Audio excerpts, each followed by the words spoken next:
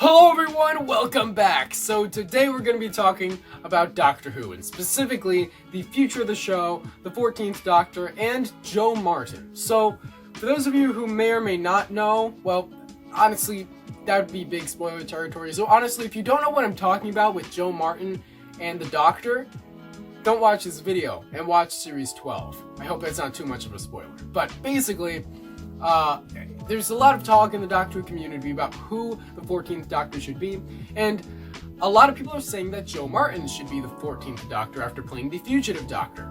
And personally, I think that's a fantastic idea. I think Jo Martin nailed the part, and I've heard people pretty much since Fugitive of the Judoon aired talking about how she would make a great 14th Doctor. But now that we know that Jodie Whitaker is leaving the role next year, now, more than ever, people are talking about how Jo Martin should be playing the 14th Doctor. So today, I'm going to be talking about whether that's possible in a purely canonical sense.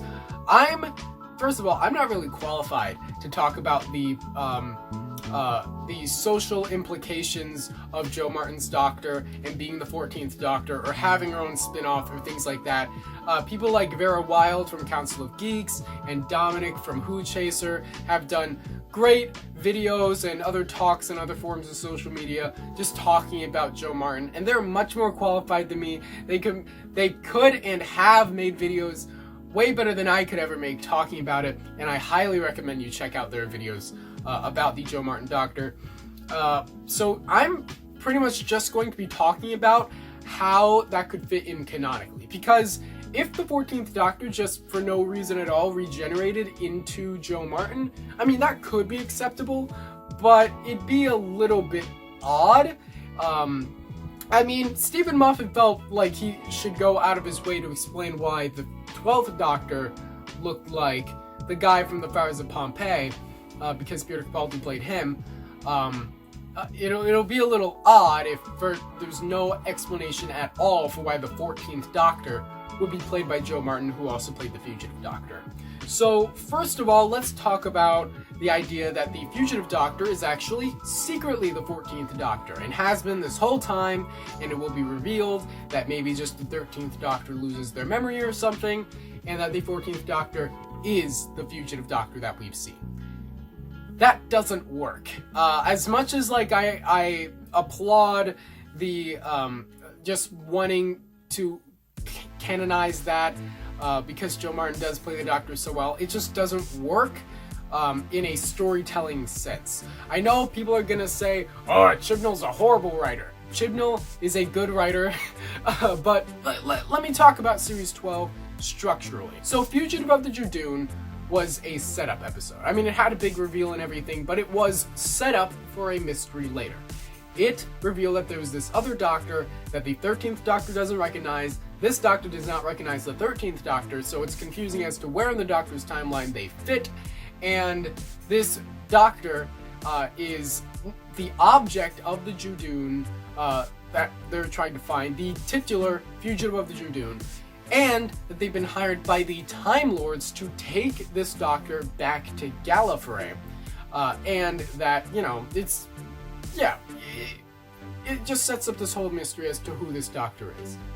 Then, in The Timeless Children, it's revealed that the Doctor is actually the Timeless Child with brainwashing, and that prior to the Doctor's known history, there have been a slew of other incarnations of the Doctor that we don't know about, that they don't know about, and that after that, once the Doctor's stuck in the Matrix, the Fugitive Doctor appears to the Doctor in the form of the Matrix, creating an avatar to talk to the Doctor and help them get out.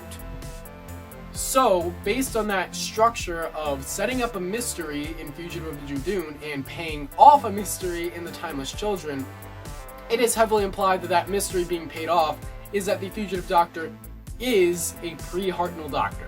It also really helps that the Time Lord that we see taking the Doctor away in Fugitive of the Judoon is also the Time Lord that's the head of the division in The Timeless Children, which is the organization that was in charge of the Timeless Child and ended up brainwashing them.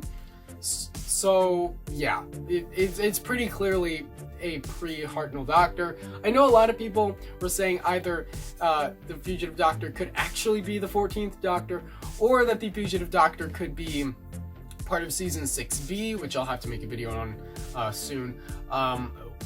Basically just talking about how, you know, how, like, there's this theory that the second Doctor actually went on missions for the Time Lords before it became the third Doctor, and that maybe at some point in there, the Doctor regenerated into the Fugitive Doctor, and then after that regenerated into the third Doctor off screen. Something like that. But again, that doesn't really work. I know a lot of people, their main gripe with it, and I was actually bothered by this for a while too, was that when we see the Fugitive Doctor, their Tardis is in the shape of a police box, right? And it's firmly established in the lore of the series that the Doctor's Tardis had a working chameleon circuit until it broke once the first Doctor landed in England in 1963. It took the form of a police box and the chameleon circuit broke, so it stayed like that. So the question is, how could that be a police box if that's before the actual series happens, if it's before the Hartnell Doctor? Well, there's actually a pretty simple explanation for that. So the other lore for the TARDIS in terms of before the series is that it had a owner before the Doctor, and that it was in the shops when the Doctor stole it, which is why it's kind of this old, outdated TARDIS, and why the Doctor doesn't really know how to pilot it that well, and also why the chameleon circuit broke, because the TARDIS wasn't in a great condition, right? The chameleon circuit presumably was already damaged in some way. Well, what if the previous owner of the Doctor's TARDIS was the Doctor, and that they, on their journey to Earth in Fugitive of the Dradoon, or maybe even before that, ended up breaking the chameleon circuit, turning it into a police box, and then when the Doctor was, their mind was wiped with the division, it was put in the shops, they fixed it, maybe not all the way though, and so when the first Doctor stole it, the chameleon circuit was sensitive, and it was really just snapping back to form. In fact, maybe just landing in a place where the TARDIS took the form of a police box was the thing that broke it by snapping it back into the way that it was before it was fixed. Something like that. So it's not impossible to reconcile that as canon to the show. So with all that out of the way, how could the 14th Doctor be played by Joe Martin? The answer is, just kind of how I started this video, is that the 13th Doctor would regenerate into another incarnation of the Doctor that would look and presumably act like the Fugitive Doctor.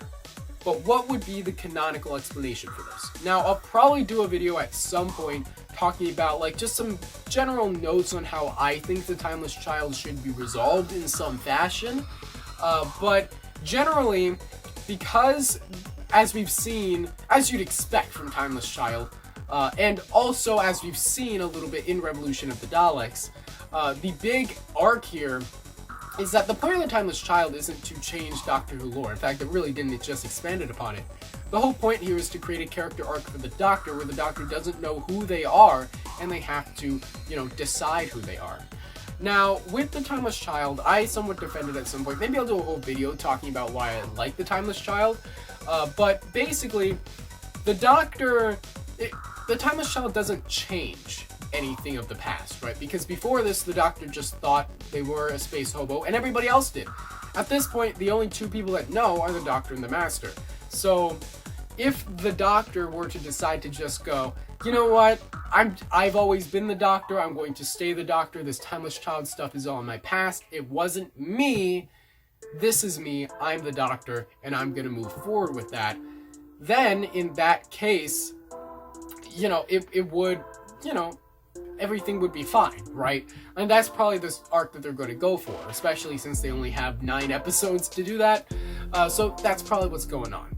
So the Doctor is going to, probably by the end of the Whitaker incarnation, decide that they are the Doctor and that they are not defined by the Timeless Child and that they are still who they were before. But maybe that there's some aspects of them that they would like to learn about, but still don't necessarily define them the way that what has happened since they first stole that Tardis and went to England in 1963, the way that onwards defines them. And in that case, if they decide to embrace the timeless child as a piece of them, but not necessarily a part of them in terms of what defines them, then maybe a great way to do that would be to purposefully regenerate to look like the fugitive doctor, right? That could be a very symbolically sound way to go about it, you know, a way where the doctor can embrace their past while also looking to the future and seeing themselves, right? So that's kind of what I think they would do and what they should do if they decide to make Joe Martin the 14th Doctor, which I think is a great idea, but it really depends on the next showrunner, which we don't know. The showrunner might go, oh, well, Joe Martin's perfect for the role, let's just cast them. Or they might go, I'm not going to hire a doctor that somebody else cast, I want to cast my own doctor. And maybe that's what they'll do. But yeah, let me know your thoughts on all this in the comment section below. I'll be doing more videos now. I've been taking a little bit of break getting work done with other projects. I have this big Doctor Who project coming up, which I'm super excited. I have a couple Doctor Who projects coming up actually, which I'm really excited to share with you guys. I have a few other non-Doctor Who related projects coming up. I have a Suicide Squad related video coming out on Friday probably, maybe even earlier.